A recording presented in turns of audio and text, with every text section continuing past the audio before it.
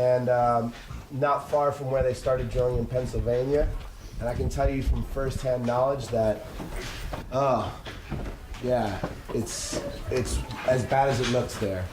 It's not exaggerated at all. It's what used to be beautiful forests is now clear cuts. What used to be beautiful rivers are now bubbling piles of sludge. Everything about fracking just drives me insane. Watching that movie was so difficult. And the thing I think most is that when they said that was used in Gasland as well, they said they're using PSYOPs techniques. Like they read the CIA handbooks about how to invade Iraq, and the psychology needed to mislead people and misguide them and keep them occupied while you're doing what you're doing. That's the training that they have in these, you know, like when the guy was asking, what are the depths? What are the depths you're going to? And he's just like, it's a very safe process. So we've used coal, but now we're using shale instead. So we're not using coal. It's like, that has nothing to do with the question he just asked. You know what I mean? It's a psychological technique of distracting us while they do this thing. So anyway, yeah, seeing Pete the Temp scream on the megaphone made me really happy. And let me just say that like the UK deciding not to go into Syria gave me so much hope. And maybe we can do that with fracking too, and maybe only the US will only be the place that's horribly ruined. That's why I live in Bristol. But anyway, Jamie asked me to play this song, so this is a song I wrote called Water, about fracking.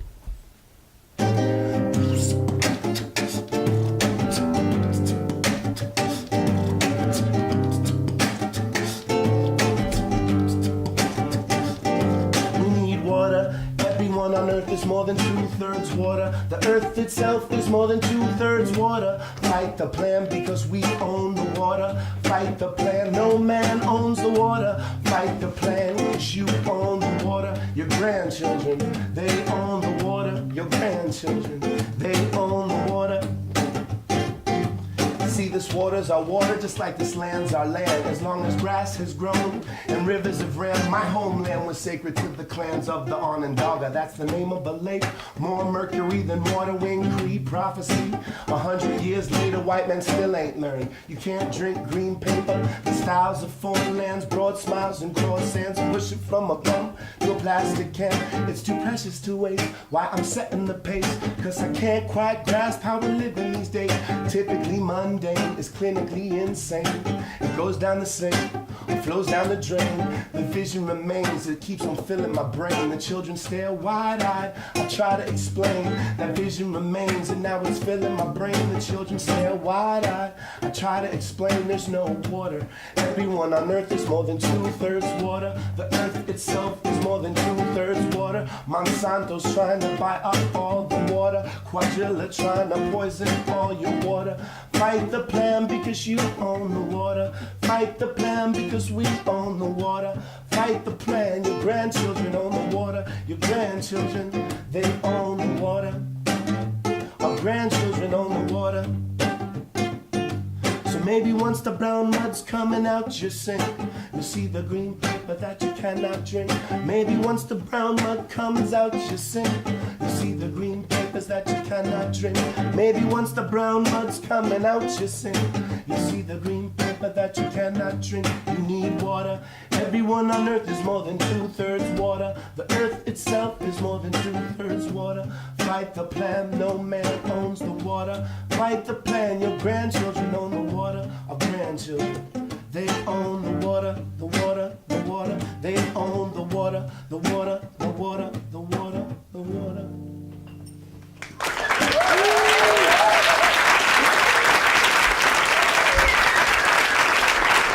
I know some of them are in here, and everyone at the Indie Film for inviting me down, and thanks to all of you. Bother your friends, tell them how bad this is.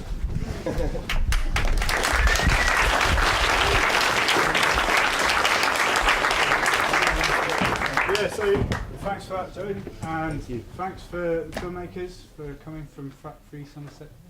I'm really pleased that we've finished a bit earlier in terms of the films and the performance, because it's kind of important it felt kind of important with such a live struggle that there's enough time for ample discussion and maybe some kind of organising as well. So I guess we should just open it straight up to the floor. So we've got some people from Balkan Who were going to sit up on the stage And that's a sensible place to start, really. I'd like to thank Lush, who funded Frack Free Somerset, the money to get Marco to put the film together. If it hadn't been for Lush, grassroots organisations like Frack Free Somerset wouldn't get the opportunity to, do what it is that we're doing, and we're trying to get the message out to absolutely everybody that it's important that we don't just protect what we see now, but we need to protect what's for the future. So I'd just like to give Marco another round of applause.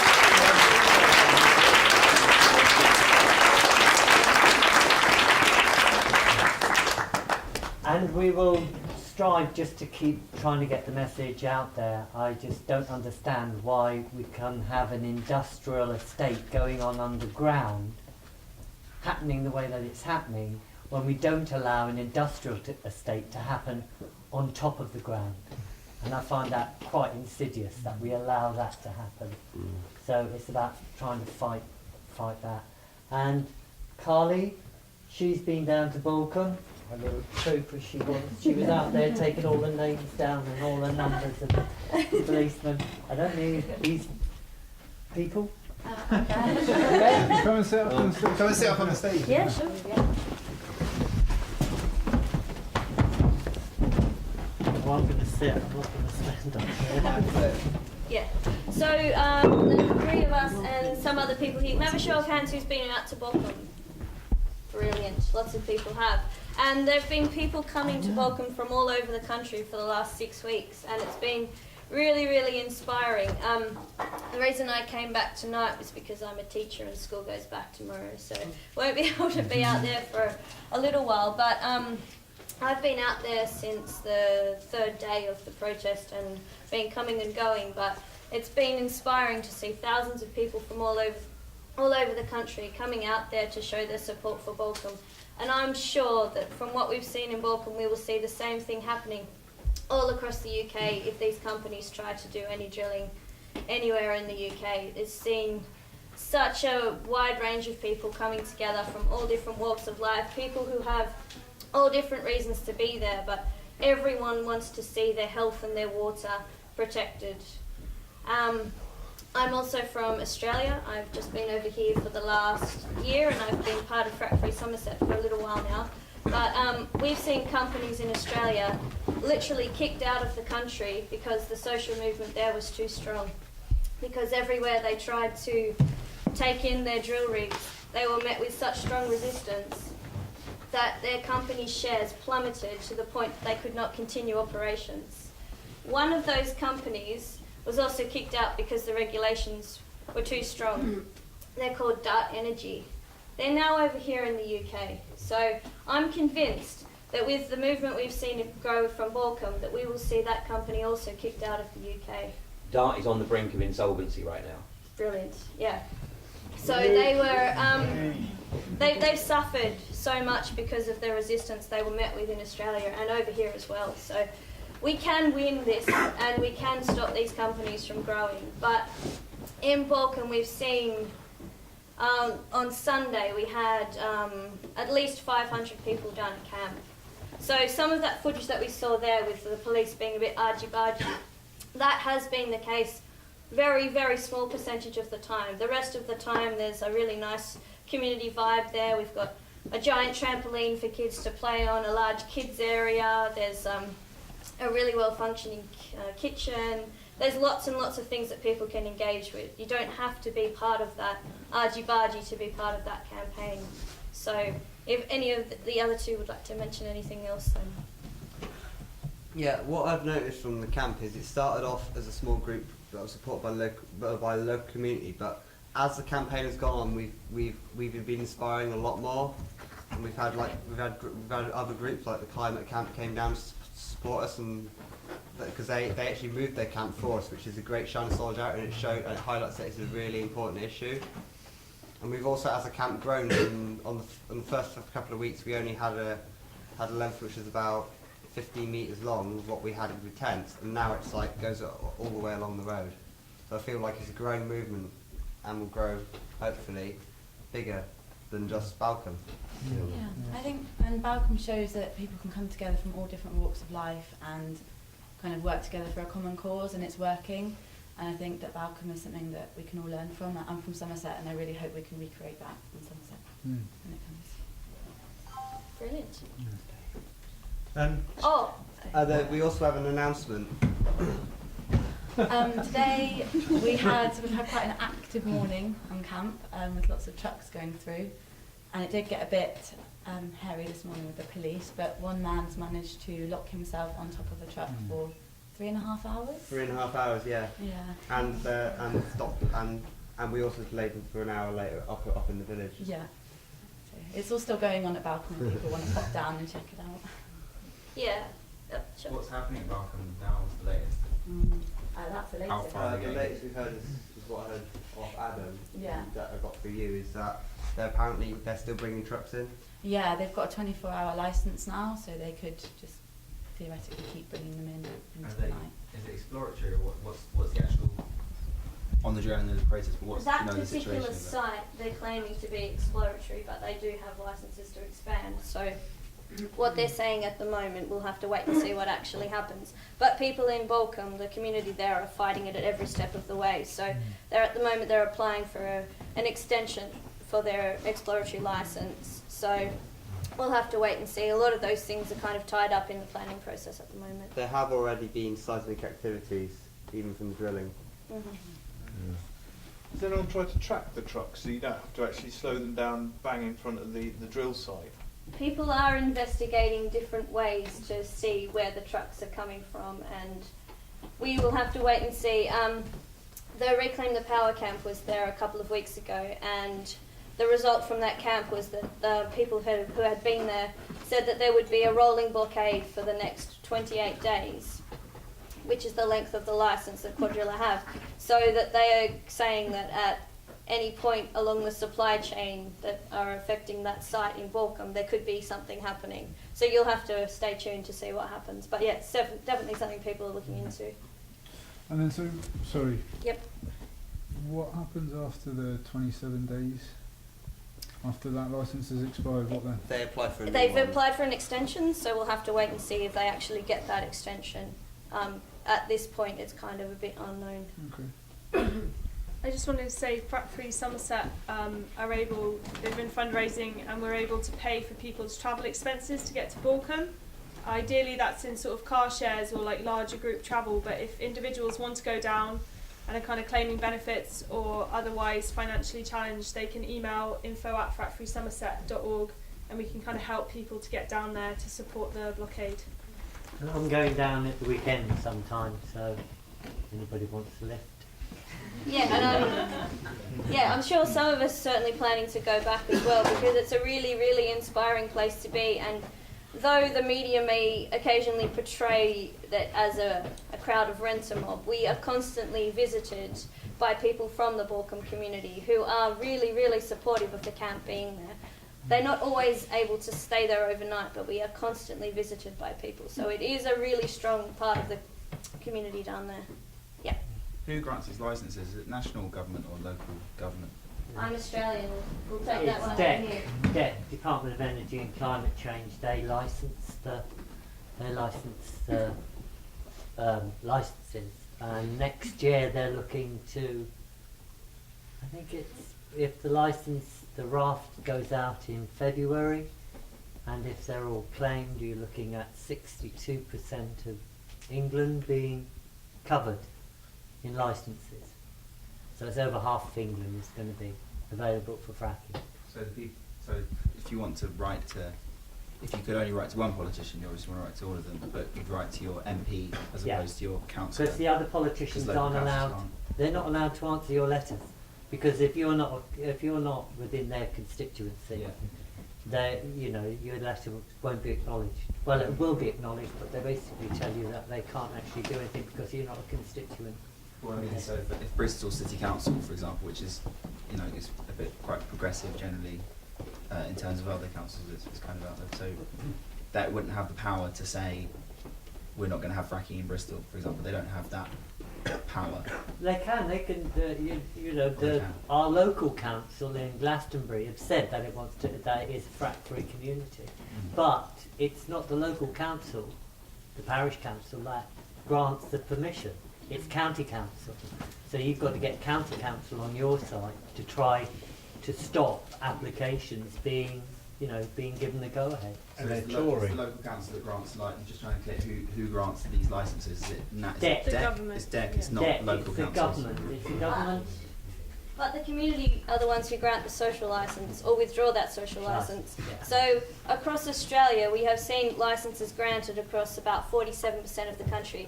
Our country's a lot bigger than yours. So that's a huge amount of the country. So we have seen people all across Australia get together with their communities to lock the gate. So that strategy has worked also in Balcombe, where they actually surveyed people in their community. 87% of people in Balcombe didn't want the fracking to start there. So that's why that community campaign is so strong, because so many people don't want it. And that's what we need to see rolling out across the country. We need people going door to door, talking to their neighbours, and getting that really strong community resistance ready before the frackers come to your community. And that's what we need to see happening right here in Somerset as well. And that's part of Frack Free Somerset's next thing, is to do door-to-door knocking, so especially in the areas which are threatened, to find out, what the people actually want. Because it's all right us sitting here and saying what the people want, but we need to find out what they want, what they don't want. Which areas are threatened? Hang on a minute, can you? I think we've left it a little bit confused about this business of licensing, and maybe somebody knows it, understands it better than I do, but I understand that the company needs several different tiers of licensing. So DEC, as you say, gives petroleum exploration license. Yeah. So you just kind of whack out a map and say, here's 7 square kilometres, and you've got the right to explore for oil or gas in that area. Which is a very opaque process, which none of us have got any say over. Yeah. Then it's the local mineral planning authority, which in your case would be like Somerset, in our case it would be Bristol, which actually has to give the company the planning permission to go along and erect a well and drill in and do all the stuff they have to do on the surface in order to actually carry out the operation. And that is a thing that they have the council has a vote on. But the government has really tied their hands. They've really said, you yes, can't. because they can take it away. Yeah, but what though the government has said, that the local council can't object on grounds of climate change, or they can't object on the grounds of the resources needed. They say really they have to look at very, very detailed operational things in the local area. There is a process where the local council can have a say, and so for Somerset or Glastonbury or Bristol, well, Somerset or Bristol to say that they wanted to be frack-free councils would be a really helpful step, and it would send a very strong message to the companies that they're going to find it more difficult to be able to frack in those areas. And then the companies also need licences from the Environment Agency, which again is a process that people can actually can put in objections to. So there's multiple stages at which people can be involved. Yeah. There are stages where people can act on, but overall, what we've seen is if they want the companies to go in, they will allow them to go in as long as they give, the necessary information to the local council that it's safe, it's well registered, it's well monitored, and you've got all of those things in place. But local councils and county councils don't have the resources to monitor that. So they have to take it on face value that what they're being promised is the truth, and invariably it isn't. Sorry, you were over there?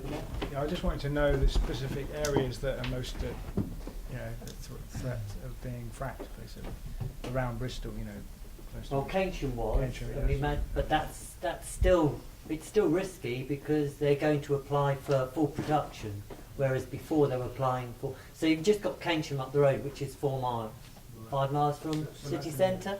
So if they can do it that close to the city centre in Keynsham, it means that they can do it next to most city centres. If they can do it in Balcombe, they can do it in any country lane in England. Balcombe's a good example. If we fight this at Balcombe and we stop it, it means that they can't just step into the countryside. But if this if this carries on in Balcombe, it means that all the countryside is threatened. Yeah? Can I just add that the licences cover 650 square kilometres, so it's a really large area that's under threat. It goes basically from the Happy Landings pub on the Wells Road down to past Wells. So it's about 30 kilometres long and 40 kilometres wide. So it's a large area. But the companies have expressed interest specifically in Stonyton and Compton Martin, which are both on the Mendips. But there's a sort of there's a reason for that in terms of geology about how much, basically it's really easy for them to prove how much gas reserves are there, because that's one of the areas with the most simple geology. So those kind of areas are quite high risk, like the Chew Valley, where these guys are from, and the Mendips. Had community meetings as Frack Free Somerset in those areas, and those meetings, the village halls have been packed out by people who want to know more about this so they can make up their own minds. So we were there to present what we knew as the risks, and then the people there certainly expressed their concerns about that industry coming to their town. So the resistance is also spreading all across Somerset. So I'm sure if they try and do anything in Somerset, we'll see the same thing we've seen in Balcombe. We will see people coming from all over the country in solidarity, and people all across Somerset trying to stop this from happening. I was just wondering about making us a statement from Bristol to say we don't want it. Is there anything going to be organised in the next foreseeable future where we can, because this is all good, seeing this information, getting informed, and bring other people along and just make a big old Is there statement? anything happening with Rising Tide? I've been at camp for the most of the school holidays. I'm not really sure about things in Bristol. Balcombe has taken, I think, a lot of attention, so it's taken a lot of the resources from the groups. We're a coalition of groups, so there's about 30 groups that we actually link up with, and that's Bristol Rising Tide. Come on, somebody help me with some others. Gasfield Free Mendips, Frack Free Chew Valley, loads of groups. So there's a whole load of groups. So my thinking is that we don't dictate what each group's going to do. So anywhere in Bristol, you would have to contact the local group. So the Rising Tide would be the one that I would get in touch with, or I think Friends of the Earth. Or go on the Frack Free Somerset email list, because then you will be updated with any events or planning processes that need submissions or anything like that. So there will be an email list coming around now, which you can put your email address on, and you will be given just a monthly email. You won't be spammed with constant information. It will just be anything urgent and a monthly email about where you can get involved, anything that is happening in Bristol and anything in Somerset. So I highly recommend everyone goes on that email list. Yes. I was just wondering, you were saying about if you write a letter to the local council or whatever, that they don't listen to climate change, or they want specific reasons. I mean, what could you, because if everyone wrote a specific email to them or a letter saying, stating why we don't want it, but in a way that they would actually listen, like what information would they need? The council would not be allowed to use climate change as an argument for refusing an application to drill. That's the issue. But the water supply. And Nicole had a response over there as well. So with planning applications, they respond to like material objections. So with any planning application that's submitted, we have got like a kind of crew of people in the background that can analyse that application and give material objections, like this road is too small for truck movements or whatever.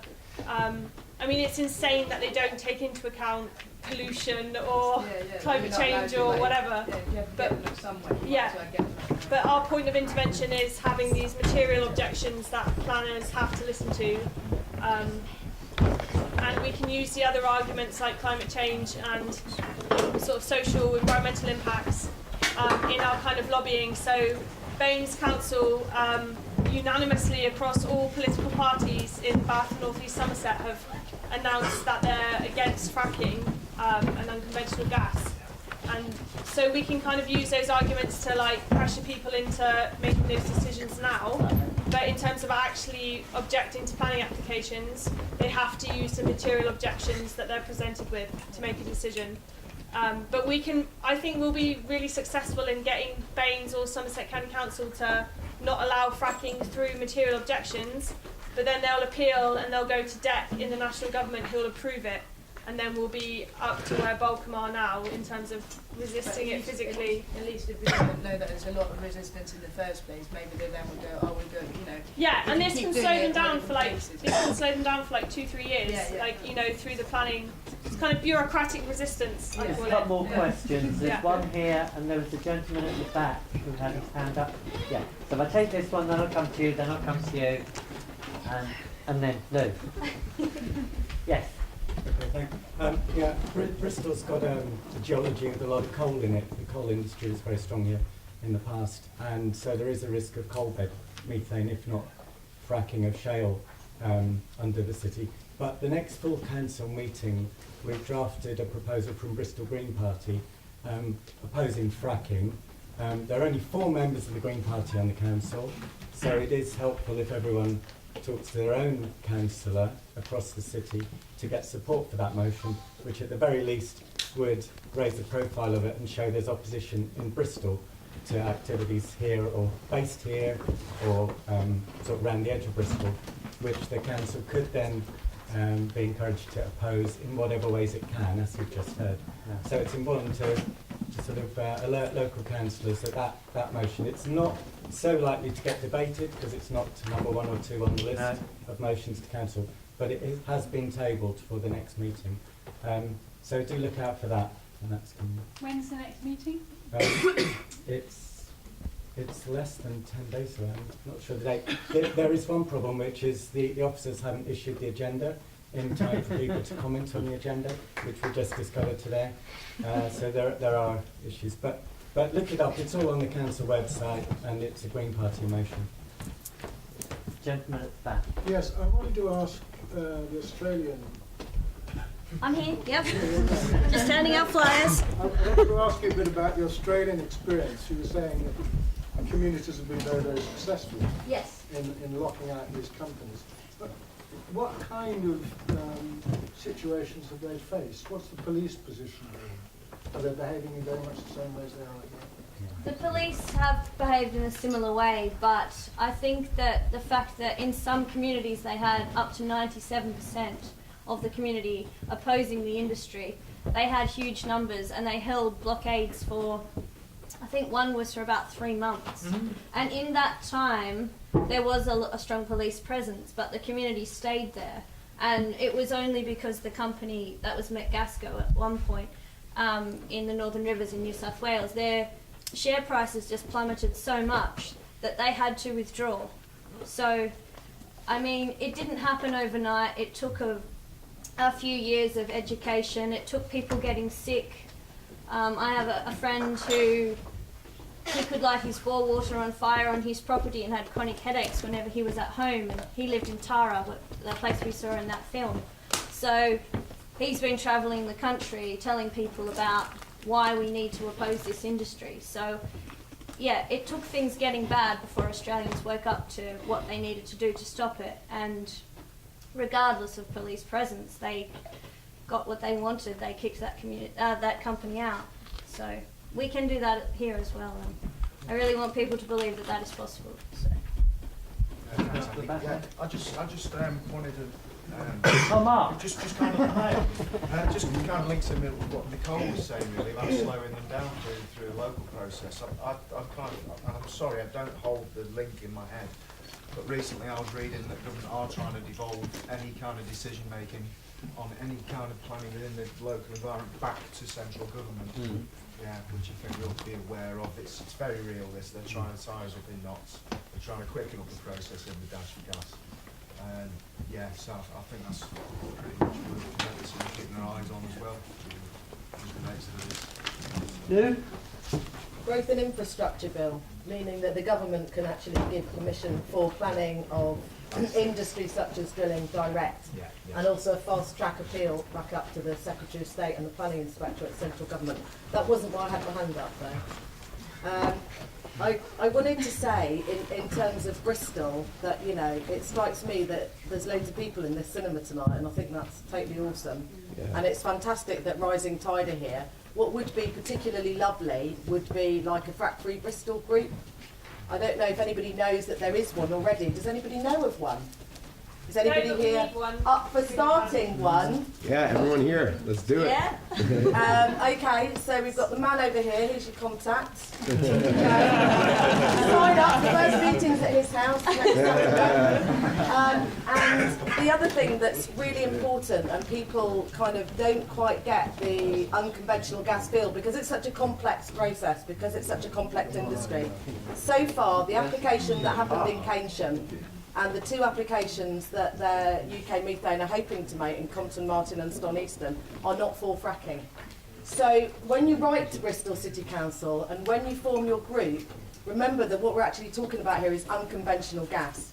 Possibly unconventional oil and gas, because up in Balcombe, we're talking oil. And so if you manage to persuade Bristol City Council to declare itself a frack-free zone, that's fantastic and brilliant. What we really want are gas field-free communities.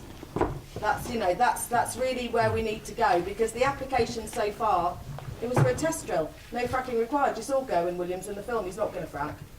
They'll tell that to the council. So think in terms of unconventional oil and gas as well. Yeah. Something that I think often doesn't get mentioned at kind of meetings that are concerned with the environment is, along with social protest, things that people can do with their money, and there's big campaigns around divestment from big oil companies and where all that money goes. And one thing that I think often comes up that people miss is where which energy company you use, because there's already a website set up it's called unfrack.me. You can search for it and find which energy companies are committed to not using oil and gas, and we've got 2-3 solely green tariff energy companies. In Bristol, you've got Good Energy and Ecotricity, well, they're in South West, and OVO Energy. And also who you bank with. We've got a leading global sustainable bank headquartered in Bristol, Triodos Bank, who are the world's first sustainable bank. You can see where your money goes. And you've got Bristol Credit Union right around the corner if you need current accounts and savings accounts. So that's one way to double the value of your protest. I think it's a really important thing. I wonder how many of us have got the credit cards or debit cards of major banks right in our pockets, and where our money's actually sitting right now. You can do a very powerful thing by switching your banking provider and your energy provider, and as well as all the kind of protests you saw tonight. Quadrilla Bank with HSBC, and if you want to know more about the companies and where their investments are, information's on the Frack Off website. And if you find anything else, call Frack Off. Which is frackoff.org.uk. And I think it would be a really good idea if in the next Frack Free Somerset email that we had a date and a place for where we can have a Frack Free Bristol meeting. So look out for that, and if you put your name and email address on that sheet that's going around, whereabouts is it at the moment? Brilliant, almost gotten around the room. And if you need a flyer, we can put some more out the front, but I think a lot of those have gotten around as well. Do you have any calls? Yeah, I can't remember it off my head at the moment, because today I've just spent the whole day looking at, there's 1,375 cases in America of people that have been harmed. The list of the harmed. The list of the harmed. So I spent most of today looking at that, but I was also looking at a bit today about, there's a debate happening tomorrow in government, which is basically it's going to affect groups like ourselves, where we won't have the power to actually make changes through petitioning, because we're all going to be tied into, and I can't remember it off the top of my head, but it is a really, really worrying thing that what we're trying to do now, maybe this time next year we won't be allowed to do, because we will be seen to be siding with politicians or promoting a cause which is affiliated to another group, and because we're not registered and we're not part of any recognised authority, whatever we have to say. So things like 38degrees.org, all of those that do the petitioning on the website now to change people's attitudes won't be allowed to do it. So there are lots of different things that are happening within government, which is actually trying to take the power away from us as individuals who have got the right to say we don't want this. to add to that, all councils, there was a Labour government thing that was brought in, all councils have to have a petition facility on their own council website, a starter petition facility. So it might be an idea for Frack Free Somerset to work with the newly forming Frack Free Bristol to come up with some good text. Let's get a petition on the Bristol City Council website. You guys can all sign it, and so check back in a few weeks, and we'll give that a go. And even if they do try and take the power away from us, we can show them that we still have it. So regardless of them making these new laws, we have to show them that we are the community, we don't want this, and we can stop it. So just remember that. Okay, I've just got it here. The government's rushing through a new law which, if it passes, will stop us running the types of campaigns which have made us who we are. The campaigns which have saved our forests, fought for the privatisation of the NHS, and defeated the Snoopers Charter. The campaign which have seen 1.7 million of us act together, locally and nationally, for over 4 years. In fact, the new law passes, and we continue campaigning as we do now, the office team could even be at risk. So there's a new law. It's in the second, that's 38 degrees, it's in its second phase tomorrow. So if you go to the website, the government website, you'll see it. So how is this law trying to stop people? Because you have to then become affiliated to, so if there's any group, any pressure groups, would have to have financial accounting to say how much money is being used in leafleting, how much money is being used as a budget for advertising, how much money is used for paying staff, all of those things that has to be presented as an audit. And most of us, we've got, haven't got 2 cents to rub together, so there's no chance that we're going to be able to afford that type of infrastructure within our organisations. So unless you haven't got that in place, it means that you can't operate. The 38 degrees, that you can go on the site, you can actually just send an email asking your local MP to raise concerns about it. Anybody can if you just sign up to 38 degrees. Okay, there and then there. Just have one person at a time with the order. Yeah, just one more thing. For those who do want to follow what's going on at Bolton, for those with Facebook, there's a Facebook page called Bolton Community Protection Camp. Any messages of goodwill are greatly received down there. It does help lift morale down there. And I would also say get down there if you can, see what can be achieved. And it's a good place. Yeah. We're going to wrap this up within the next 5 minutes because I'm aware it's getting very hot in here. Is anybody yet to sign? Well, if that's all the signatures there's 3 or 4 going around. There's 3 or 4 seats around. We'll leave one on the front of the stage for people to sign who missed I it. just wanted to ask, in terms of the excavation and fracking, in terms of who actually owns the land, do they have to agree to it taking place, or...?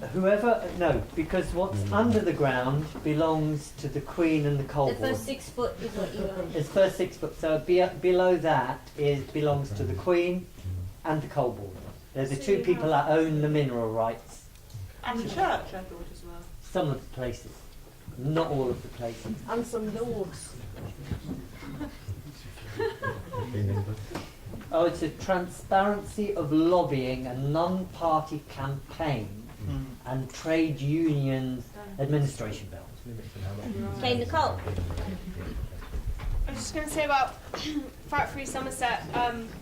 If anyone wants to get involved, obviously this Frack Free Bristol group is the best option. Like, we really encourage people to start local groups. That's kind of how the campaign's running. But also, if you're an individual that wants to get involved, there's loads of different options, whether you're into fundraising and putting on gigs, or you like writing articles or doing research around planning applications. There's something that everyone can do. It's a totally grassroots campaign. And just email the info@frackfreesomerset.org account if you're Especially if you're interested. a geologist as well. Yeah. Or just anyone. Especially if you're the Queen.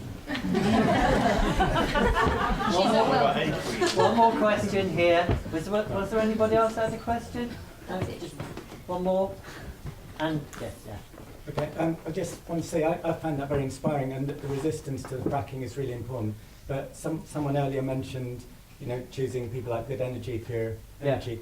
But in Bristol, we actually already have a community energy network with about 24 community-based energy initiatives, cooperatives, social enterprises, and so on. If you look up Bristol Energy Network, that we've already drafted a community strategy for energy, because we want to actually be more able to develop and create energy projects ourselves and get the benefits to the community, not to shareholders, not to corporations.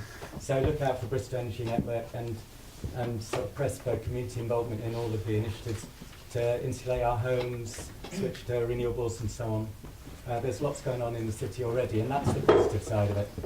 Dominic? Right. Simple question is that it's answering information with information, and tonight's film was excellent. I'd love to know where I could get, say, the script so that I can be armed with information. And the reason I'm saying that, in writing to the MP, my local MP, John Penrose, his office came back and said, just in time, we've actually had a government paper published by the Department of Energy and Climate Change, which actually gives a lot of information and answers the questions. The reason I'm saying this is that the information in there is naturally anodyne, and almost every single question and answer that is put actually dismisses, just as much as Caroline Lucas's arguments were dismissed in the parliamentary committee debate. So I'm just really bringing that to people's attention. If they didn't know it, it was a paper published in July, and they might like to get hold of it, either through their own MP or maybe at a library or somewhere. It will at least show the information that the government is using, because Michael Fallon would use this in rebutting anything that's put up to him. For example, you don't have to worry about chemicals, you don't have to worry about water because it's just 5 Olympic swimming pools or something. No problem.